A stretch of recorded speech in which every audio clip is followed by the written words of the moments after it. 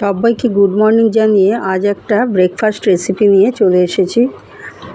আজকে খুব হেলদি আর টেস্টি একটা ব্রেকফাস্ট করব। এটাকে বলে ভার্মিসেলি চাউমিন। একটা সিমাই পাওয়া যায়, দেখবে কাঁচা বা ভাজা যাই হোক। তো এখানে এই ভাজা সিমাই ছিল, তো এই সিমাইটাকে সেদ্ধ করে নিয়েছি। খুব ঝরঝরে হয় সেদ্ধ করলে, আর খুব চটজলদি করব, সকালবেলা খুব ব্যস্ত থাকি। তো একটা খুব হালকার মধ্যে একটা ব্রেকফাস্ট করি রোজই। তো বেশি কিছু লাগবে না, একটু সাদা তেলের মধ্যে একটু আলু কুচি দিলাম, একটু পেঁয়াজ দেবো, তোমাদের পছন্দ মতো তোমরা সবজি দিতে পারো, ডিম দিতে পারো, বাদাম দিতে পারো। তো আমি আজকে আমার যা যা ছিল ঘরে আমি তাই দিয়েই করছি। আলু, পেঁয়াজ, গাজর এগুলো আমি অল্প লবণ দিয়ে একটু ভেজে নেব।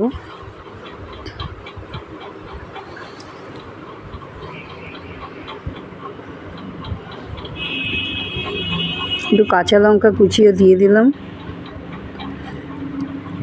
সবসময় মিষ্টি দিয়ে সিমুইয়ের পায়েস খাওয়া হয়, তো মাঝে আমি এরকম করে থাকি। আর এমনি চাউমিন করতে তো অনেকটা তেল লাগে, আমার কাছে ওটা খুব আনহেলদি মনে হয়।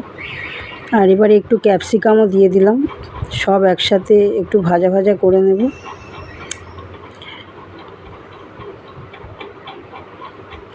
রান্নাতে একঘেয়েমি আমার একদমই ভালো লাগে না। মাঝে মধ্যে আমি নিজের থেকেই একটু পাল্টে ব্রেকফাস্ট হোক, লাঞ্চ, ডিনার এগুলো করি।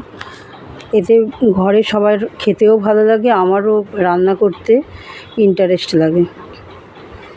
তো ভাজা হয়ে গেছে, ঢাকা দিয়ে নরম করে নিয়েছি সবজিটা। এবারে এই সেদ্ধ করা ভার্মিসেলিগুলো দিয়ে দিলাম।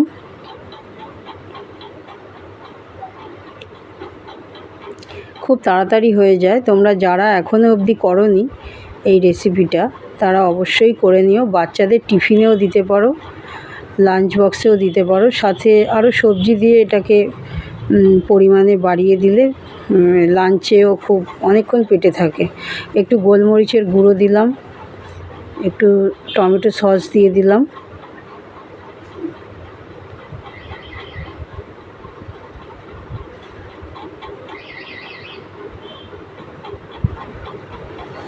একটু নাড়াচাড়া করে ভাজা ভাজা করে আমি সার্ভ করে দেব।